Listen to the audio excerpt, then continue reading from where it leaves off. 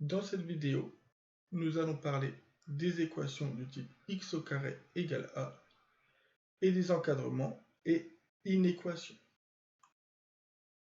Les équations du type x au carré égale a. On vous dit si a est strictement positif, x carré égale a admet deux solutions.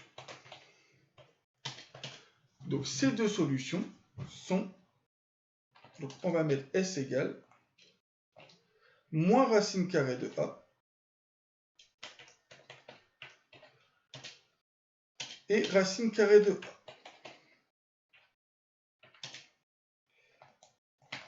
Alors, d'où ça vient cela?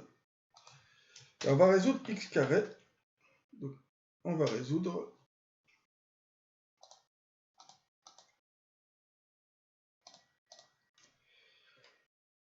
l'équation x au carré égale a. X au carré égale a, on peut dire que c'est x au carré moins a. Donc, x au carré moins a égale à 0. Maintenant, on sait que a est strictement positif, ce qui signifie que je peux écrire qu'on a x au carré moins racine carrée de a. Je peux le faire puisque a est strictement positif. Donc, racine carrée de a au carré égale à 0. Et là, vous devez reconnaître une identité remarquable. C'est la troisième. Vous obtenez du coup x plus racine carrée de a, facteur de x moins racine carrée de a, égale à 0. Ensuite, vous avez un produit de facteurs qui est nul, si seulement si l'un des facteurs est nul, c'est-à-dire que vous allez avoir x plus racine carrée de a qui est égal à 0, ou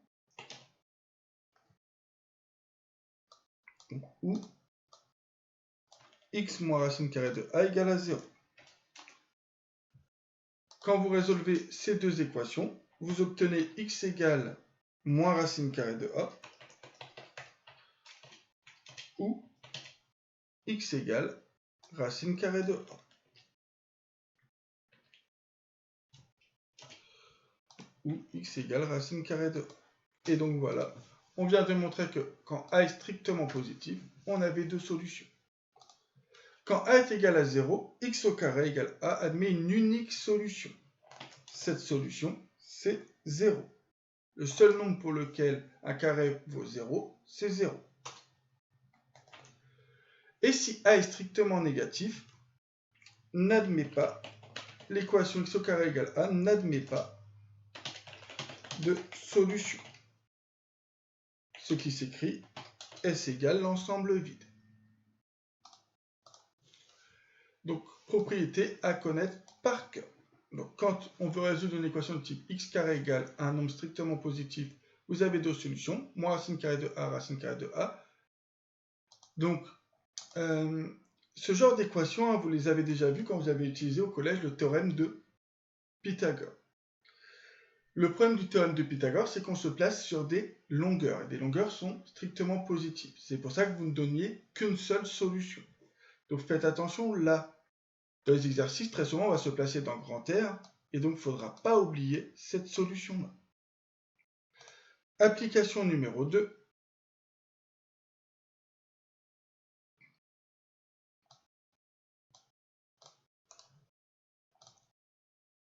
On vous demande de déterminer les antécédents des nombres suivants.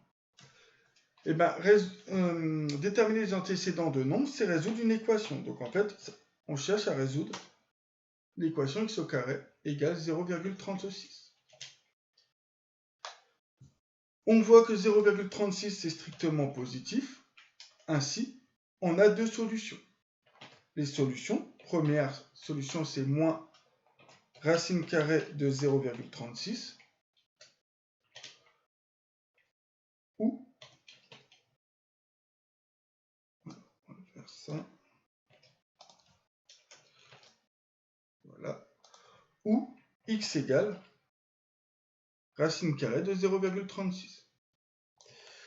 Et quand vous pouvez faire le calcul, je vous conseille de le faire. Donc la racine carrée de 0,36. 36 étant 6 fois 6, vous obtenez moins 0,6 et 0,6. Ensuite, vous avez moins 5 ici. Donc on doit résoudre x au carré. On doit résoudre x au carré égale moins 5. Sauf que ce moins 5 est strictement négatif, ce qui signifie qu'on peut directement dire qu'il n'y a pas de solution. Donc je peux directement écrire S égale ensemble vide. D'ailleurs ici, vous pouvez faire une phrase. Les antécédents de 0,36 par la fonction carré sont moins 0,6 et 0,6. Et vous pouvez aussi conclure en faisant un S égal où vous avez moins 0,6, 0,6. Ensuite 7. On doit donc résoudre x au carré égale 7. 7 est strictement positif, donc on a deux solutions qui sont moins racine de 7 et racine de 7 qu'on ne sait pas calculer. Ici, je vais directement écrire du coup le S égale moins racine carrée de 7, racine carrée de 7. Donc n'oubliez pas de faire des phrases de conclusion puisque là, on vous demande des antécédents.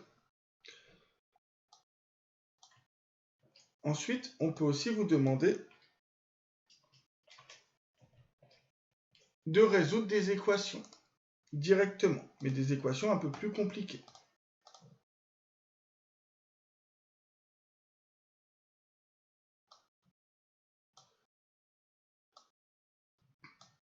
Donc cette première équation,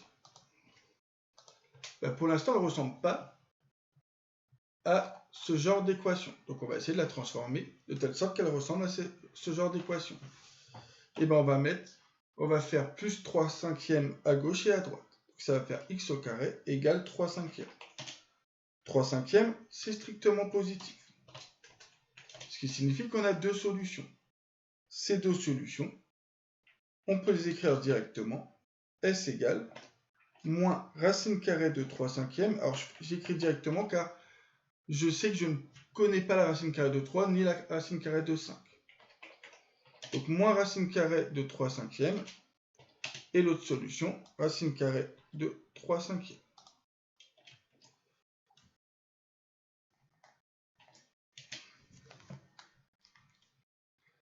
Donc là, résoudre cette équation, ça allait. Deuxième équation. Ici, vous avez une quantité au carré égale 25. Et c'est là où c'est important. Ici, vous aviez petit x au carré égale a. Mais en fait, cette propriété fonctionne aussi si on remplace x par toute une quantité. C'est-à-dire qu'ici, vous allez écrire que... Alors déjà, vous voyez que vous avez donc un carré. La propriété, en fait, c'est de dire un carré égale un nombre. Donc ce nombre est positif. Ce qui signifie que vous pouvez dire que l'intérieur, puisque là vous aviez x au carré et on prenait donc l'intérieur. Donc l'intérieur, c'est-à-dire 2x moins 1, 2x moins 1 c'est égal à moins racine carrée de 25. Où l'intérieur est égal à racine carrée de 25. Maintenant, racine carrée de 25, on sait le calculer. Ça fait 5. Et on résout ces deux équations. Pour résoudre ces deux équations, on doit d'abord isoler x. Pour isoler x, on va faire plus 1 ici. Donc ici, on va faire plus 1. Moins 5 plus 1, ça fait moins 4. Et ici, on va faire plus 1. Et plus 1 ici. 5 plus 1, ça fait 6. Ensuite, on va diviser par 2. Moins 4 divisé par 2, ça fait moins 2. Et 6 divisé par 2, ça fait 3. Donc là, maintenant, on a bien trouvé la valeur de x, puisque le but de résoudre une équation, c'est de trouver la valeur de x, qui vérifie cette équation. On n'oublie pas de conclure, S égale moins 2, 3.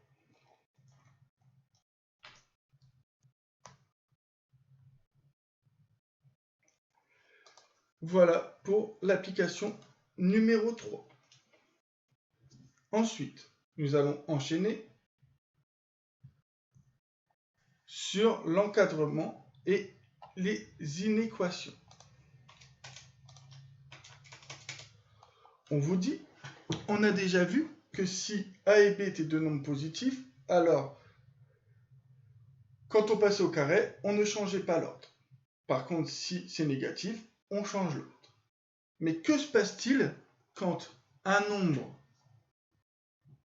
est inférieur à 0? On veut comparer un nombre qui est inférieur à 0 avec un nombre B qui est supérieur à 0. Et bien, on va résoudre graphiquement cet exercice. Pour ce faire, on va se servir de la parabole. Donc, on vous dit, sachant que on va se servir, excusez-moi, on va se servir du tableau de variation. Donc, le tableau de variation, on va le remplir normalement assez facilement. On veut donc encadrer x carré. Avant d'encadrer x carré, moi, ce que je vous conseille, vous pouvez utiliser des propriétés, mais ce que je vous conseille, c'est d'utiliser des tableaux de variation. On a x compris entre moins 2 et 4. Donc x compris entre moins 2 et 4, ça veut dire que la fonction va être d'abord négative, puis à un moment donné, enfin là, comment dire, l'ensemble de définition de la fonction carré qu'on va prendre va avoir donc une partie négative puis positive, ce qui veut dire que on va prendre ce tableau-là. On va y mettre ici moins 2.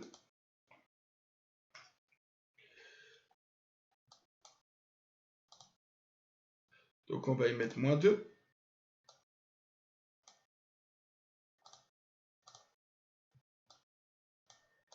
Et ici, on va y mettre 4. Forcément, entre moins 2 et 4, il y a le 0. On va calculer l'image de ces deux nombres. L'image de moins 2 par la fonction carré, c'est 4. Et l'image de 4 par la fonction carré, c'est 16. Donc nous avons maintenant le tableau de variation de la fonction carré sur l'intervalle moins 2, 4. Ce qui va nous permettre très facilement d'encadrer x au carré. Maintenant, on peut dire que x au carré, x au carré, c'est compris entre deux nombres. Alors là, vous avez inférieur ou égal, donc là, je vais encadrer de cette manière-là. Et donc maintenant, x carré est compris entre le minimum de la fonction sur l'intervalle moins 2, 4 et le maximum de la fonction entre l'intervalle moins 2, 4. Et là, il y a un piège. Quel est le minimum de la fonction sur cet intervalle? Le minimum de la fonction, c'est 0. Donc, c'est compris entre 0 et le maximum, c'est soit 4, soit 16. Là, ça va être 16 le maximum. Donc, voilà comment on encadre x au carré. X au carré est compris entre 0 et 16. Maintenant, on veut encadrer x carré quand x est compris entre 3 et 5. Donc, vous pouvez directement dire les deux nombres, ici 3 et 5, sont positifs. Donc, quand on met au carré, il suffit de mettre les nombres au carré sans changer l'ordre, qui fait 9 et 25. Mais pour s'en assurer, ça ne coûte rien d'utiliser un tableau de variation. On va utiliser ce tableau de variation car on sait que sur l'intervalle 3, 5, la fonction carré est croissante. Donc ici, je vais mettre 3. Ici, 5. Je n'oublie pas de calculer les images, donc 9, puis 25.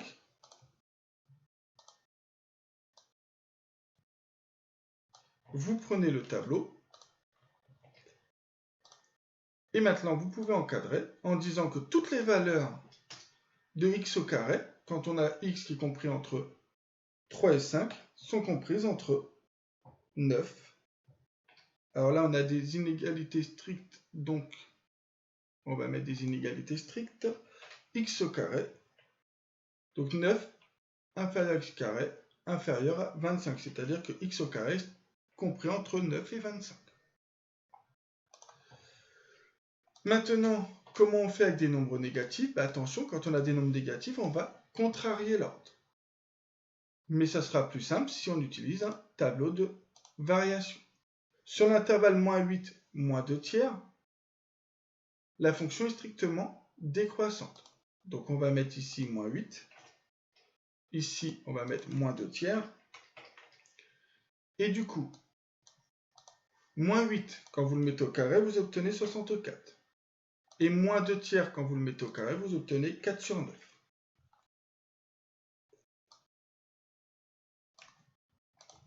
Maintenant, vous avez le tableau.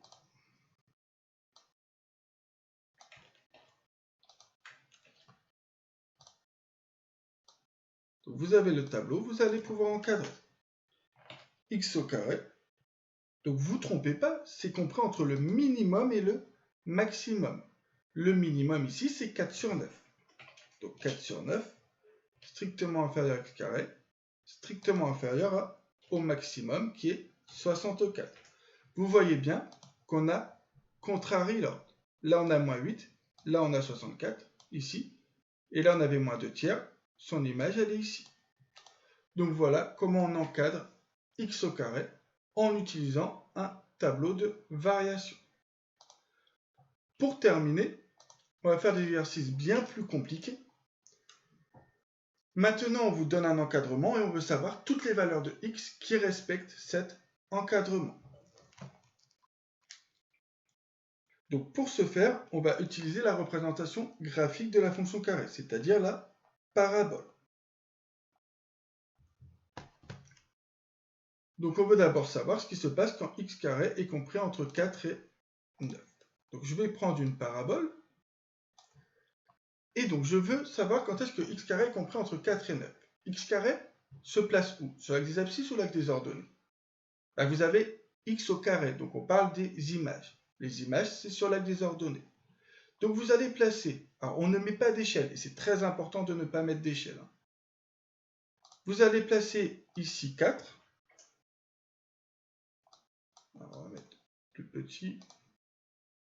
Donc vous allez placer 4 ici.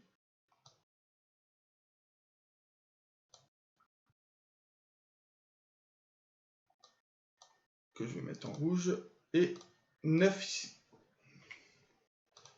Et donc du coup, la partie qui nous intéresse va être cette partie-là. Le but est de savoir quelles sont les valeurs de x pour laquelle x carré est compris entre 4 et 9. Et bien vous allez chercher les antécédents. Donc on va chercher les antécédents de 4. Donc les antécédents de 4 se lisent de cette manière-là.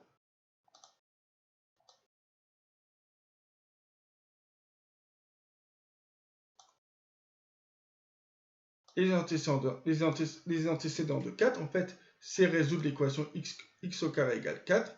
On en a 2. Moins racine carrée de 4, qui est moins 2. Et racine carrée de 4, qui est 2. On va faire la même chose avec 9.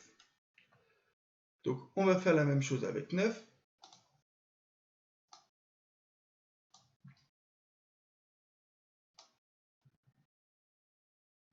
On cherche les antécédents.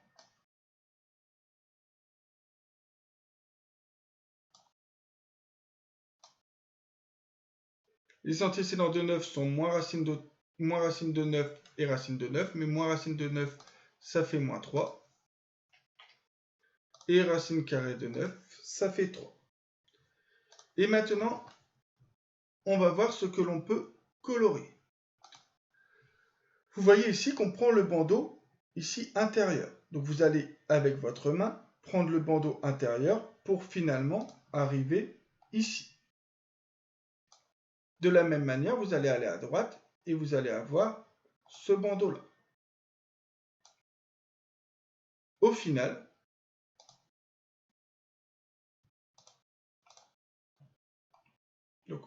nous allons pouvoir prendre cette parabole et on va la lire. Donc, on prend cette parabole.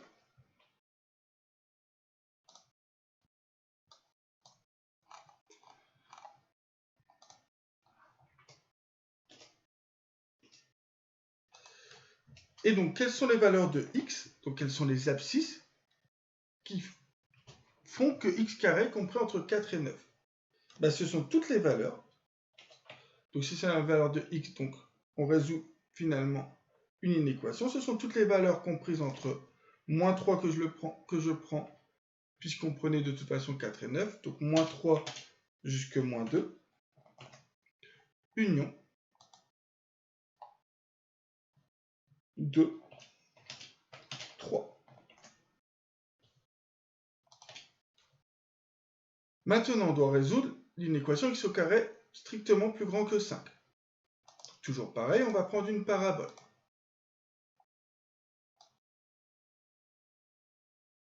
On va prendre celle-ci. On va placer 5. Donc je place 5. On veut savoir quand est-ce que c'est strictement... On veut que toutes les images soient plus grandes que 5. Donc plus grandes que 5. On va prendre toutes les images ici.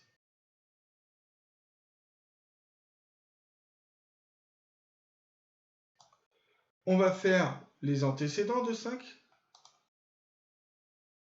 Donc les antécédents de 5.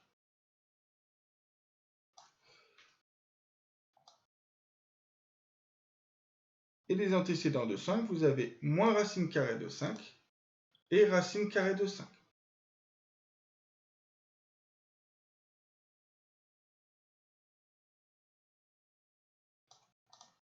Donc moi, pour simplifier les choses, je vais mettre RAC pour racine carrée. Donc moins racine carrée de 5, qu'on ne sait pas calculer, et racine carrée de 5.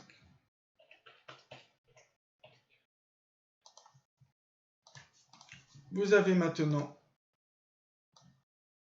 la courbe.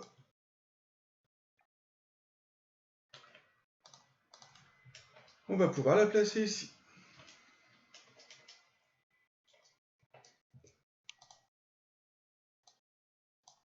Alors non, je ne l'ai pas terminé d'ailleurs. On va regarder le bandeau. Le bandeau ici, il est à l'extérieur. Donc on va colorier l'extérieur. On va partir de là et on va partir. Donc on va ici avoir toutes les valeurs entre moins l'infini et moins racine de 5. Et de la même chose à droite, on va partir de racine de 5 jusque plus l'infini. Donc là j'ai terminé la courbe.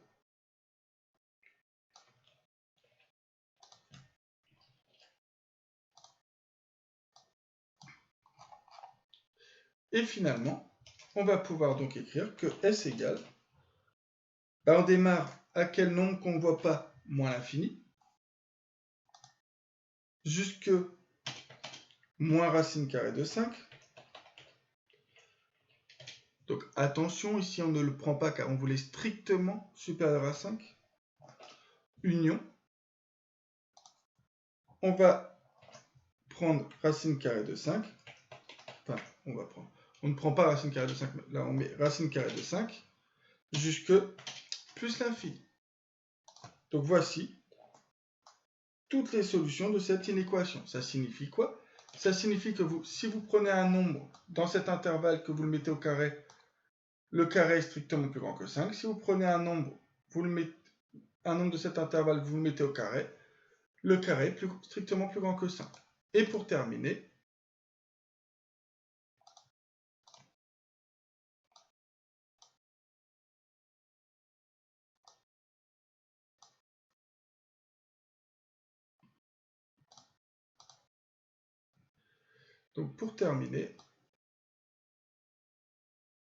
on veut x carré inférieur ou égal à 16. On va donc d'abord placer 16. Je vais le placer là par exemple. Donc plus petit que 16, c'est ici. Donc plus petit que 16, toutes les images plus petites que 16, c'est ici. On ne va pas au négatif, puisque je vous rappelle qu'un carré n'est pas négatif. On fait les antécédents de 16. Donc les antécédents de 16, vous avez donc moins racine de 16, c'est-à-dire moins 4 et 4.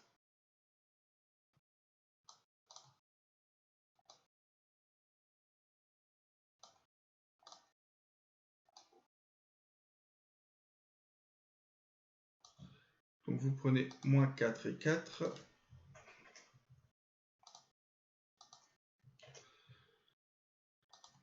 Vous regardez ici quel bandeau il faut colorier. On prend tout l'intérieur. Donc tout l'intérieur. On démarre à moins 4. Et on finit à 4. En prenant le 0 au passage. On va pouvoir sélectionner cette parabole.